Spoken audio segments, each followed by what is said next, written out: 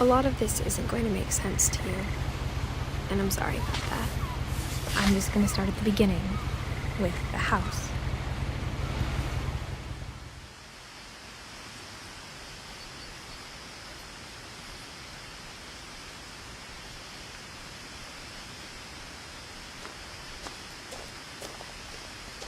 Someone had put up a chain link fence, but it looked like I wasn't the first person to hop it.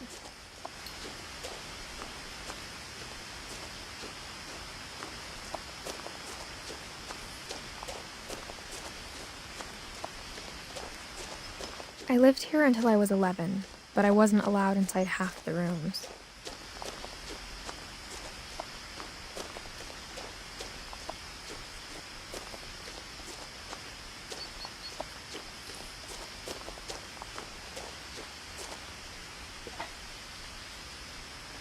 Inside the mailbox were bills from 7 years ago, marked urgent, open immediately.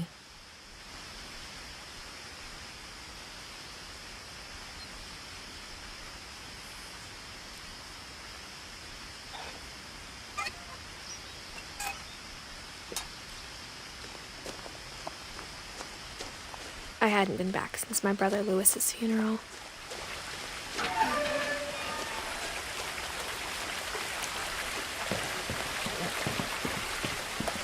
In her will, my mother left me a key, but didn't tell me what it unlocked. Maybe she thought I'd know, or she thought that the mystery would be enough to bring me back.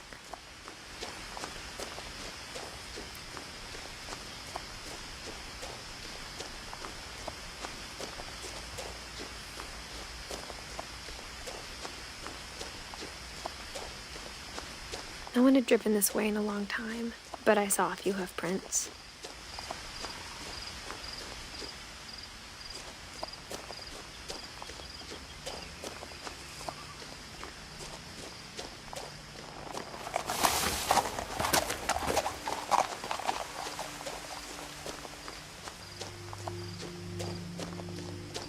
The truth is, even after I inherited the house, I never thought I'd come back to it.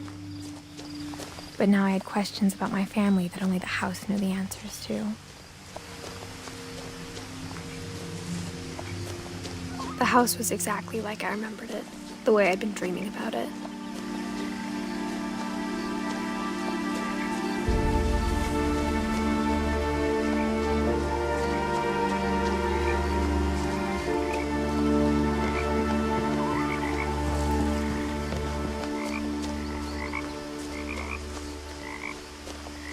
As a child, the house made me uncomfortable in a way I couldn't put into words. Now, as a 17-year-old, I knew exactly what those words were. I was afraid of the house.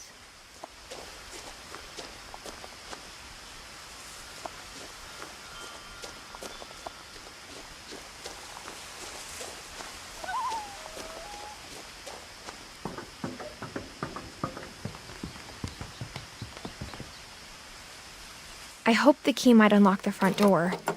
It didn't.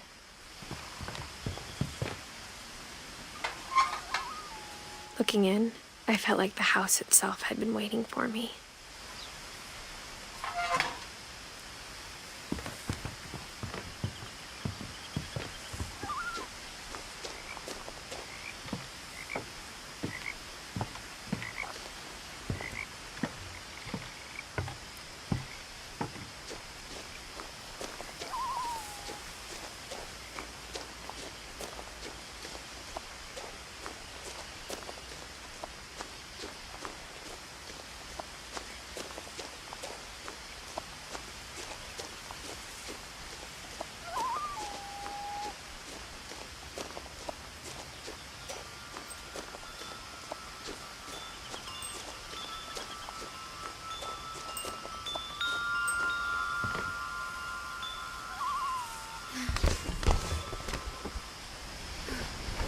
Crawling through the doggy door used to be a lot easier when I was 11.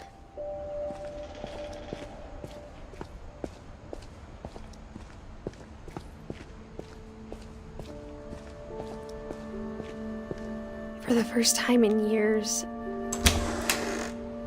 I felt like I was home. But instead of a family, there were just memories of one.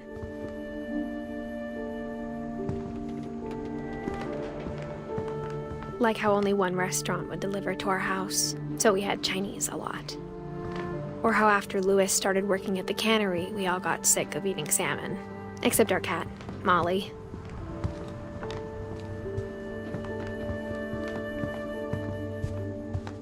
The table was still a wreck from the night we left. It was like a bomb had gone off, killing everyone but sparing the furniture.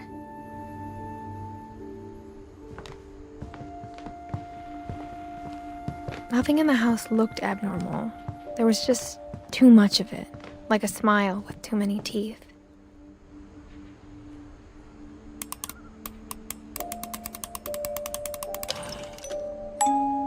Great-Grandpa Sven built a music box for Barbara, along with the rest of the house. A lot of things got left behind in the whirlwind of that last night. My mom wasn't much of an optimist, but she never stopped believing that my brother Milton was alive. Edie told me once that every Finch who ever lived is buried somewhere in the library.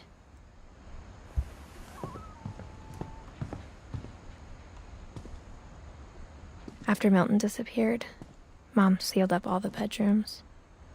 Then Edie retaliated and drilled peepholes. Whenever people ask me about my family, the first thing they always want to know about is Barbara.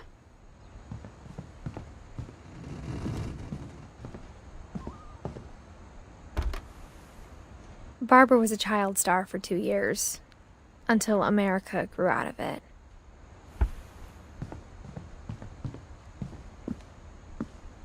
Mom must have locked the third-floor stairs on the night we left.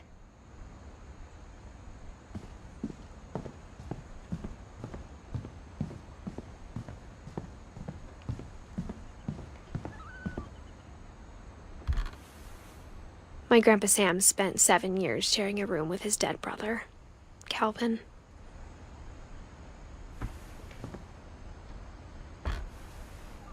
As a kid, I just assumed every house had peepholes and sealed rooms you weren't allowed inside of.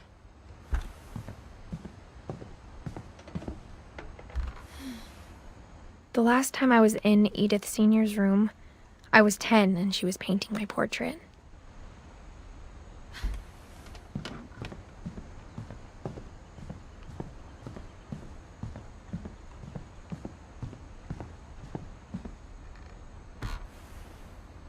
Molly always seemed like a girl I could imagine being friends with, if she hadn't died in 1947. I spent a lot of time playing in Great Uncle Walter's room. I think my mom sometimes regretted not sealing it up. Louis told me there were secret passages, but I never believed him.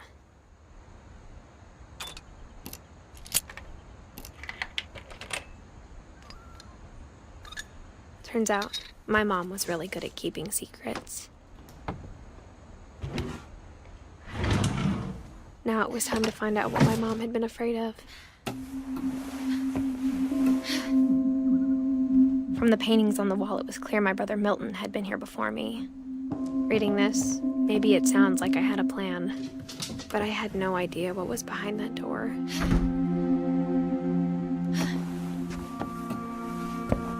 Just like I had no idea where all this was gonna lead.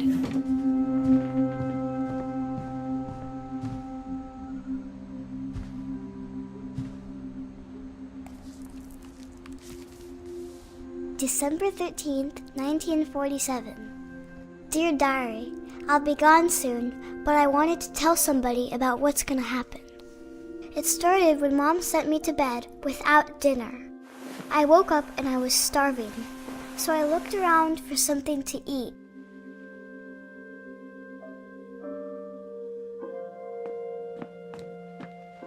My Halloween candy was all gone.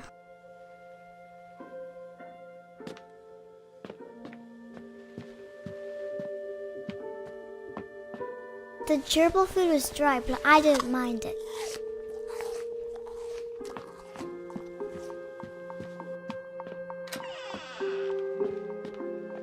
I kept eating and eating.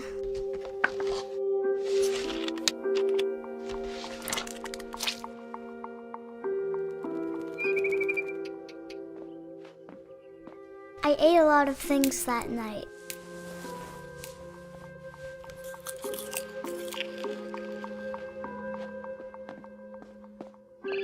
Then I heard chirping outside my window. It was a barn swallow going back to her nest. I reached out for her.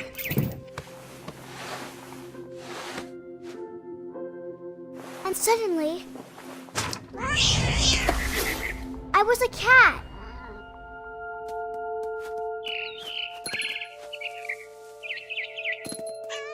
I tried to be quiet, but the bird was really scared.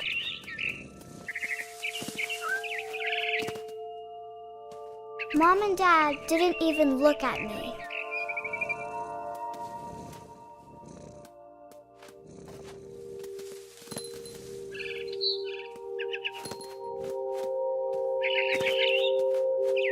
I jumped and I almost got her.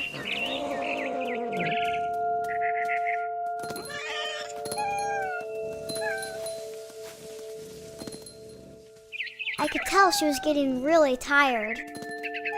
Now I was up in the big tree. I promised Dad I wouldn't climb it anymore. All I cared about was eating that mama bird. I gobbled her up. And suddenly, I was an owl.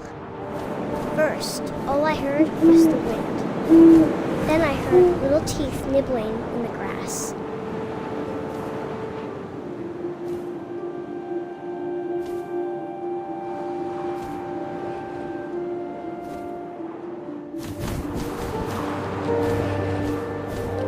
Rabbits.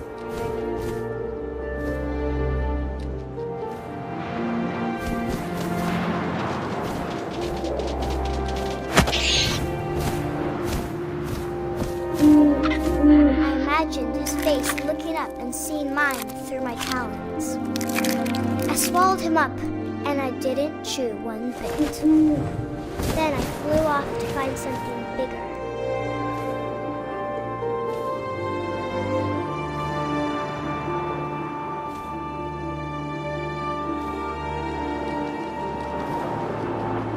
A mama rabbit.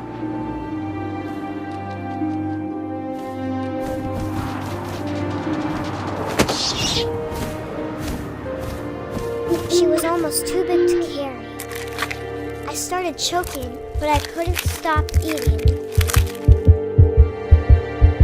And suddenly, I was a shark.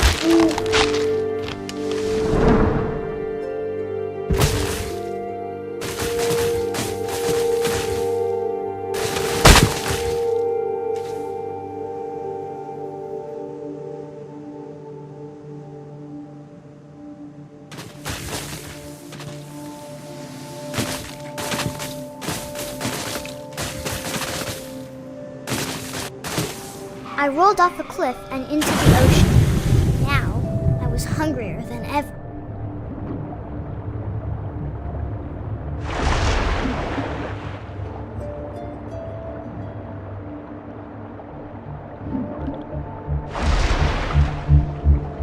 I wanted fat, juicy seals.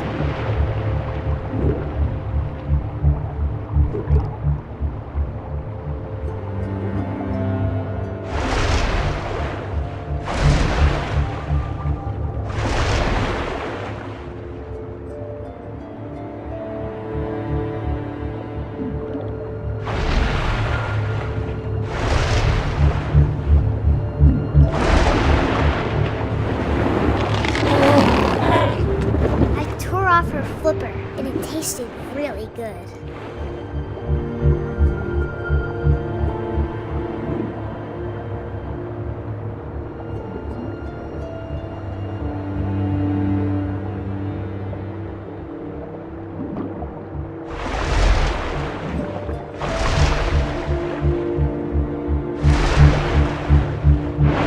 Grabbed on tight, but I was so hungry. Jumped out of the water. When I opened my eyes, everything had changed.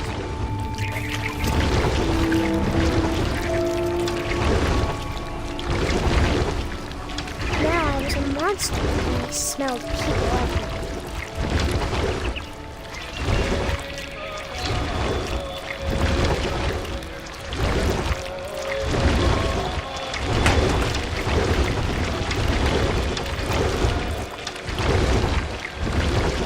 I was big, but I moved real quiet.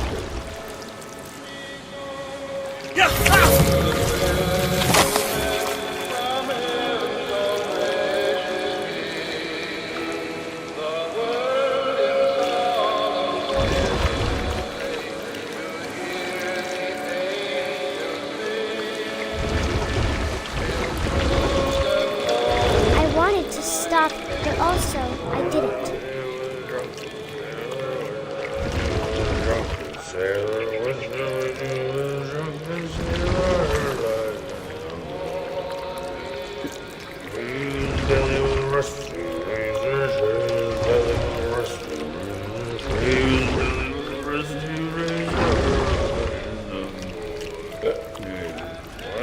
After the last passenger, I was still hungry. And across the water, I smelled something new. Something I had to have, so I swam towards it.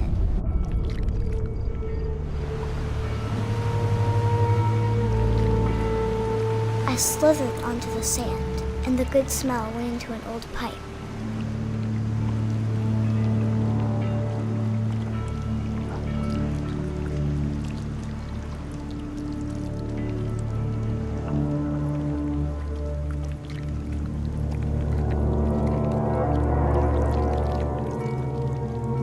I got closer and closer.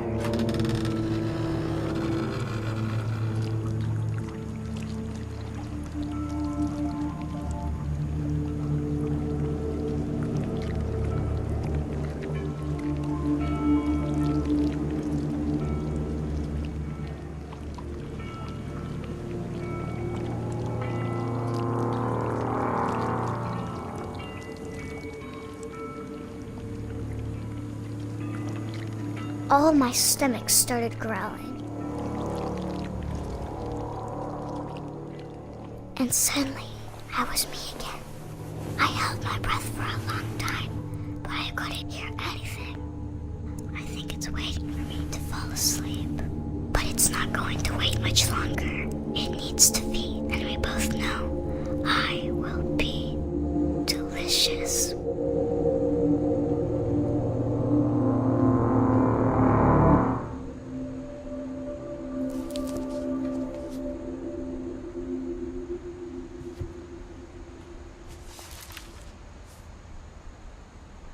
I'm not sure if I believed all of that, but I'm sure Edie would have.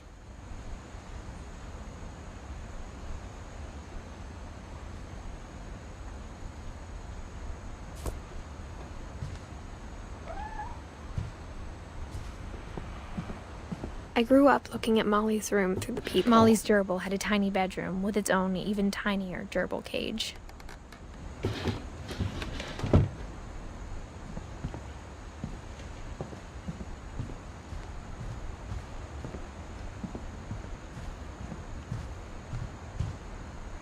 Being inside for the first time, I felt like I'd stepped behind a painting.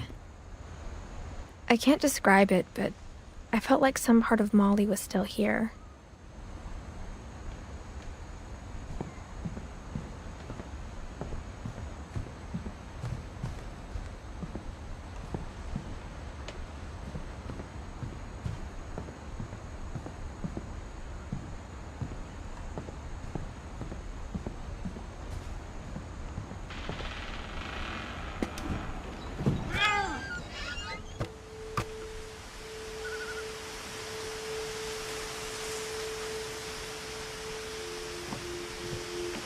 This will be obvious later, but my mom never told me any of these stories. Edie would have, but Mom didn't like bringing up the past. Though, when we adopted a stray kitten, she was the one who named it Molly. I spent a lot of time in Great-Grandma Edie's room. We got along, and it was a good place to hide from my mom. When Edie told people Sven was killed by a dragon, she could also have said he was building a dragon-shaped slide that collapsed. She could have, but she didn't.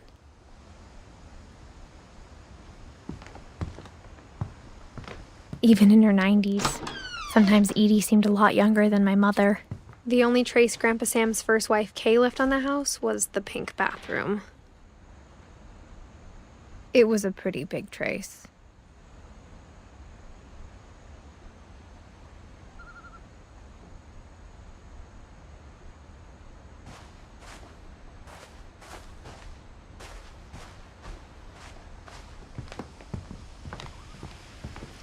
One summer, they evacuated the island, but Edie refused to go. For a few weeks, she was a celebrity.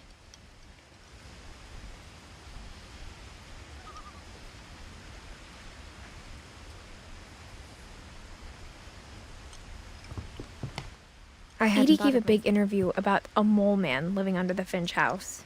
My mom was furious.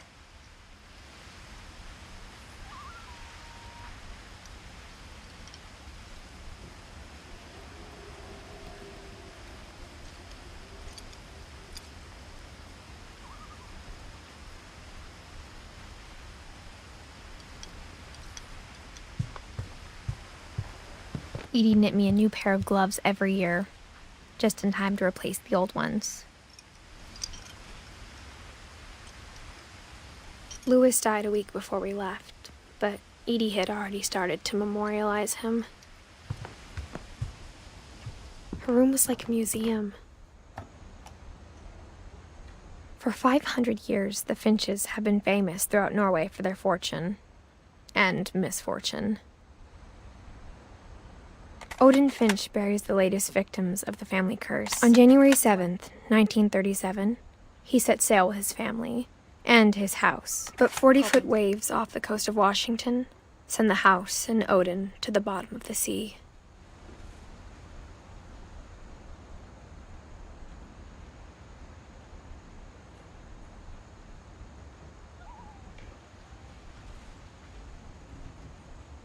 Odin's daughter Edie, with husband Sven and baby Molly, step ashore on their new home. Odin Finch is the first to be buried in the new family cemetery. His daughter Edie is already dreaming of a new Finch house.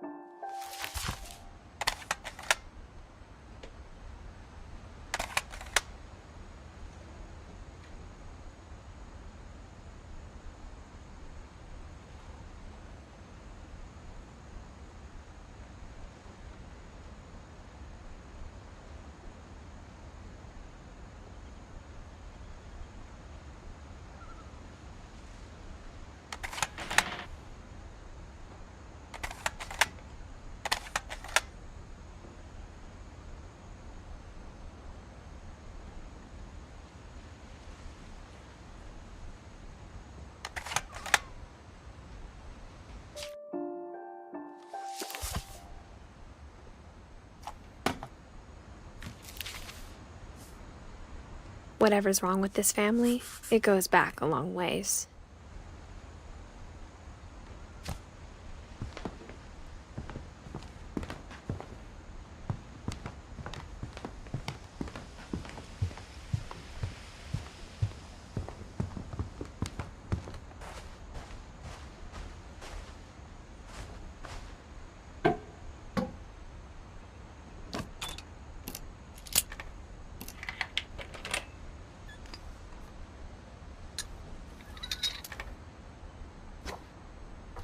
There's a secret in this bathroom.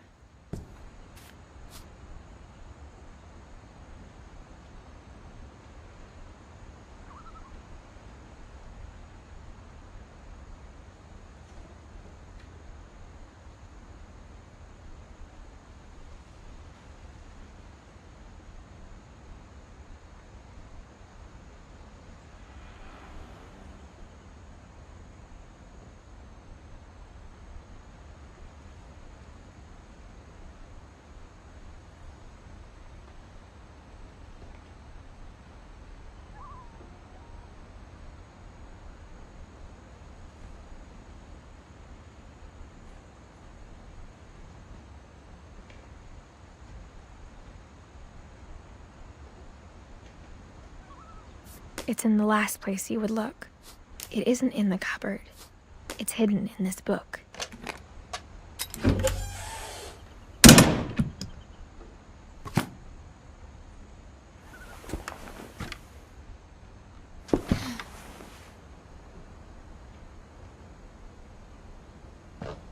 Sven gave Sam an old camera he'd refurbished. He never put it down.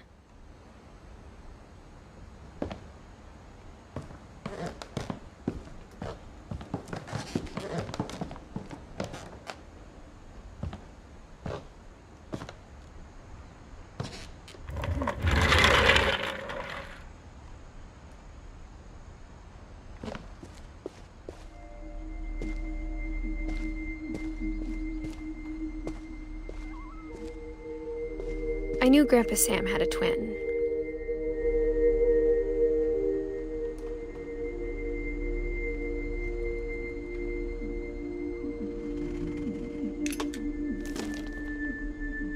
And that he never talked about him.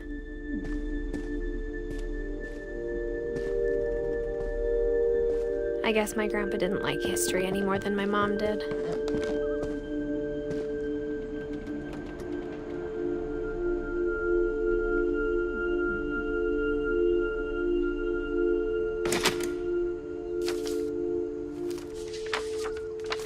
How I Want to Remember My Brother by Sam Finch. The thing I remember is that when he made up his mind, that was it.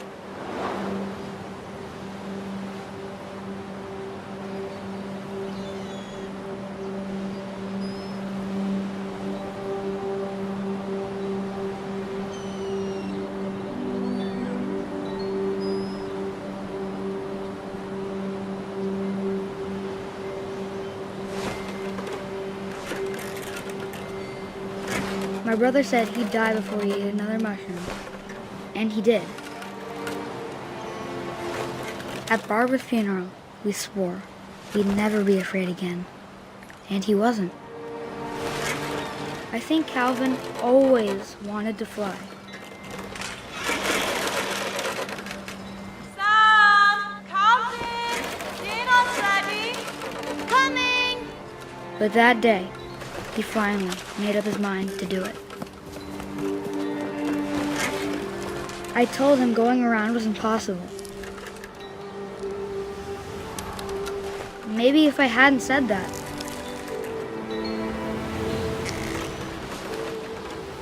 Calvin! I'm not gonna tell you again! Maybe if the wind hadn't picked up. Then maybe he'd still be here. But I doubt it. I think he'd already made up his mind.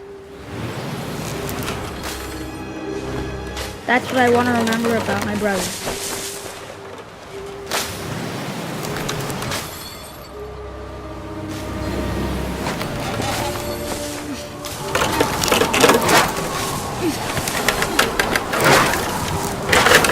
The day he made up his mind to fly.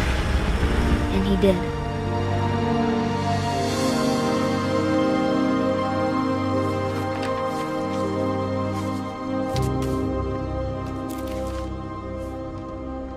Calvin's story felt strangely familiar.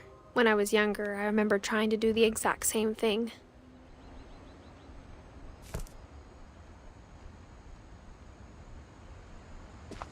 After the funeral, Edie roped off Calvin's half of the room.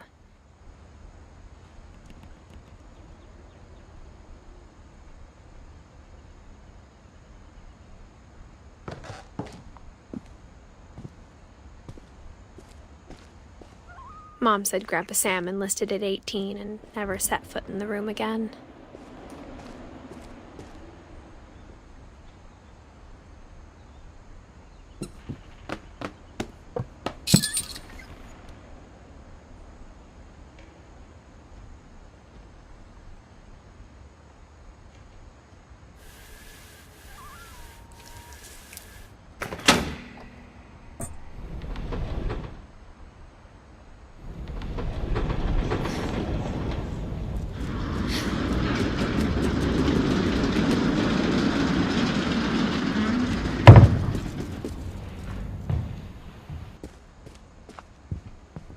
passages were a pretty tight fit.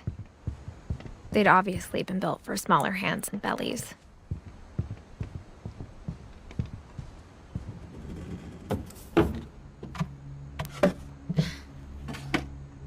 Growing up, I always thought of Barbara as a child star. I never thought about how hard it must have been for her afterwards.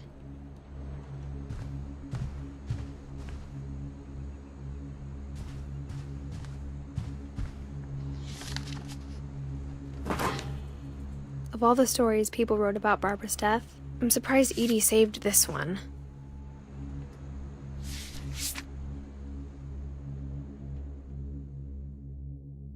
Old Jack here with another ghastly tale inspired by America's most unfortunate family. I'm calling it The Surprise Ending of Barbara Finch. As a child star, Barbara was famous for her scream. Now at 16, she was all washed up. A has-been. But in a lucky break, she'd been asked to perform her signature scream at a local convention for monster movie fans. It was just the boost her career needed. Unfortunately, her scream hadn't aged well. Getting better. I think you just need the right motivation. Her biggest fan and current boyfriend, Rick, was about to demonstrate when... Now that was a great scream. It was Barbara's father, Sven. He'd slipped into a table saw and had to be rushed to the emergency room. So Barbara got stuck babysitting her youngest brother, Walter. Her convention comeback was cancelled. Okay, I'm hearing frustration, but I'm not hearing terror.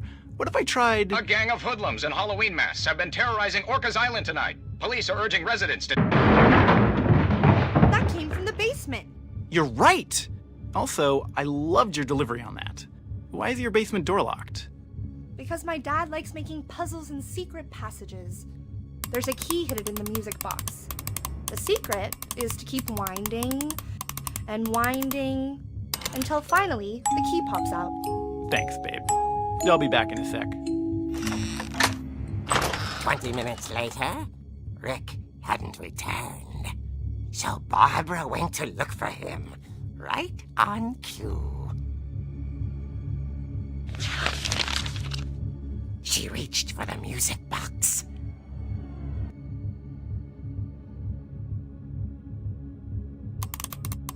And as she wound the key, she listened for Rick, but the house was silent.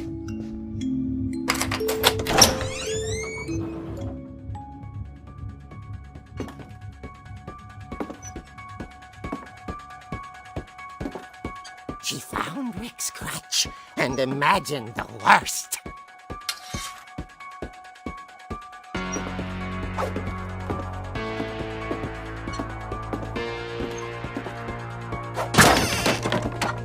The gang's leader is the infamous Hookman killer, Dr. Carl Hamill, who impaled and then ate his family 10 years ago tonight.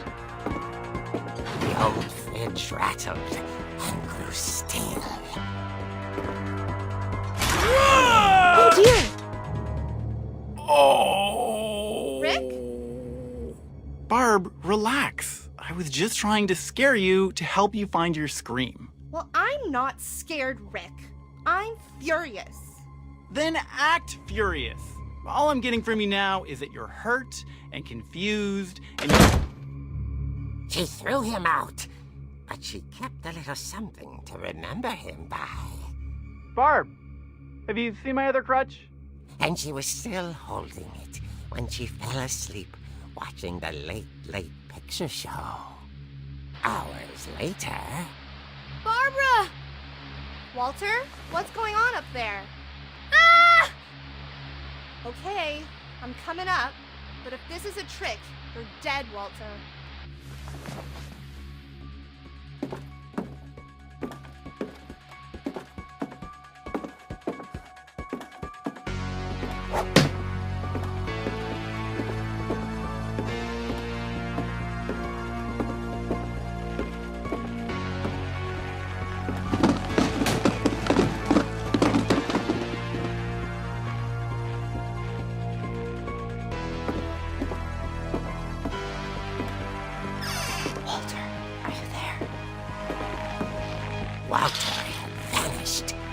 his bedside radio was still on. Orcas Island police describe the man as 6 feet tall, with a steel hook for a hand. Residents are urged to lock all doors and windows and notify the police of any suspicious activity. Barbara turned, saw the hook man, and was speechless. He was quite smashing.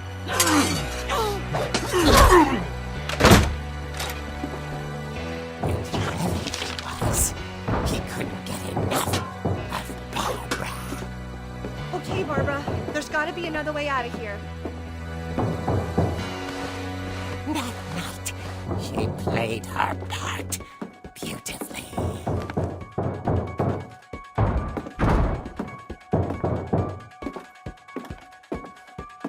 Molly's door hadn't been opened in years. The hinges groaned.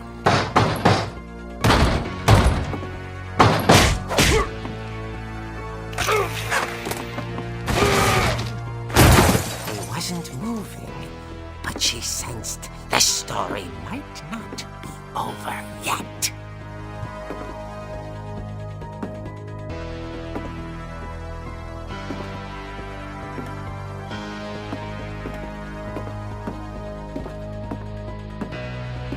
The hookman had vanished. She listened for his breathing, but all she heard was...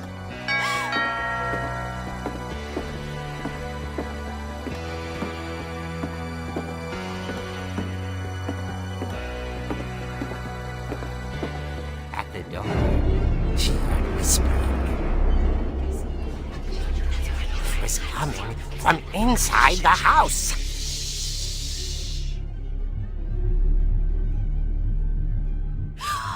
Oh dear. The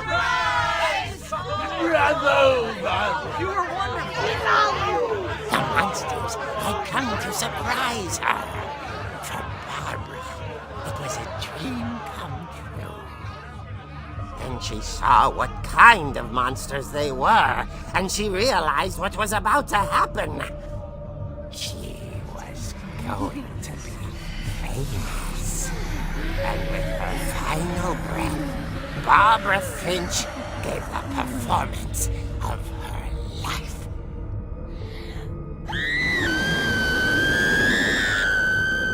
I wasn't there myself, but I hear Barbara was magnificent.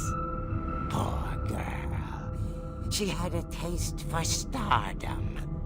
But unfortunately, so did her fans. Of course, the police blamed it all on poor Rick, who disappeared the same night. And little Walter? Hiding under his bed the whole time. He took it all pretty hard, but that's another story. As for Barbara, tucked inside the music box is all they ever found of her. Her ear. Now that's what I call a real eerie tale.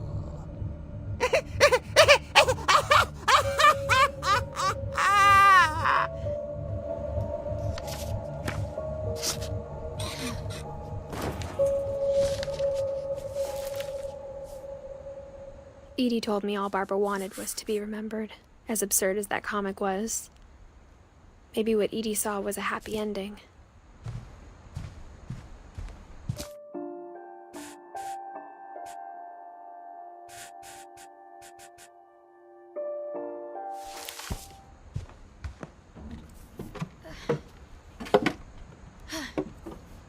I guess now I know why Mom didn't like me playing with the music box.